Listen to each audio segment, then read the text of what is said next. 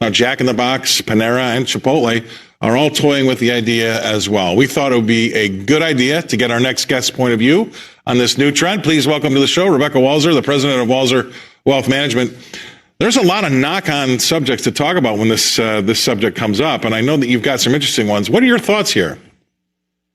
Yeah, this is a good thing in the sense of we always like efficiency. You know, you and I, Scott, we're really about efficient markets, right? And we believe that the ultimate outcome will come from capitalism. How, in this case, this is really the fourth industrial revolution. It is the move to robotization and AI of most functions. It will not stop at fast food. They expect that lawyers and doctors and even surgeons will eventually be robotized. So what you're talking about is the systematic transformation now that is beginning in earnest. It will start with the fast food workers, but it will definitely go to more skilled labor.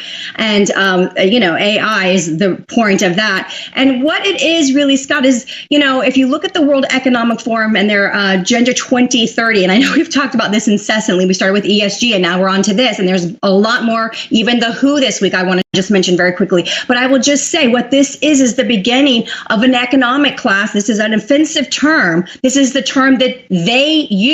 Yuval Noah Harari, who's an economist with the World Economic Forum, says it will create a class of something called useless eaters. And that is an economic term that is intended to convey the fact that human beings will still need to eat, live, and consume from society, but they will not be contributing economically to society because their jobs will be outsourced to robots. And therefore, they will be taking without being productive and contributing. And that's where the term is birthed from. And this is the beginning of it. We think it's novel and cool until we realize it will replace all human work. That's the plan and the eventuality that they see coming. This is right down the alley of something I wanted to bring up with you because I've spoken about this at length before as well.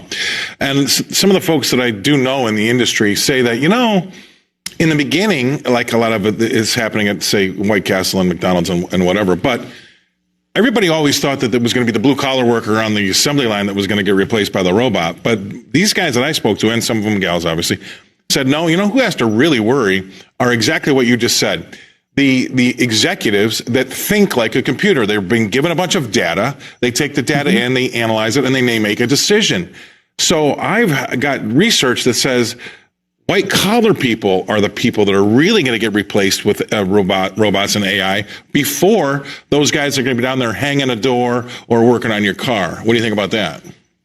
Well, it's the most expensive obviously, right? These people that are for example, myself, I have 4 different college degrees. That's a lot, and experience of over 25 years. So when you have all of that, right, obviously it's a certain price point of payment for somebody at that level of expertise. And so that is the most expensive. So obviously, if you can successfully replace lawyers, doctors, surgeons, CEOs, C-suite level people, like you said, that have this level of business acumen that can speak and assess problems and multiple data fronts all at once. Obviously, those are the most valuable people, and that will be the best replacements from the bottom line perspective to replace with AI. So yeah, I think that it's a shame that we have always, as human beings, been able to be so easily fooled because we thought, oh, it's just the low school workers, it's just the fast food. It was a novelty on a cruise. They had a machine doing the bar drinks. It's not that, Scott. It is absolutely to replace all human jobs eventually. And so all these World Economic Forum people that are in our government and take all that government money real quick, we have 60 seconds.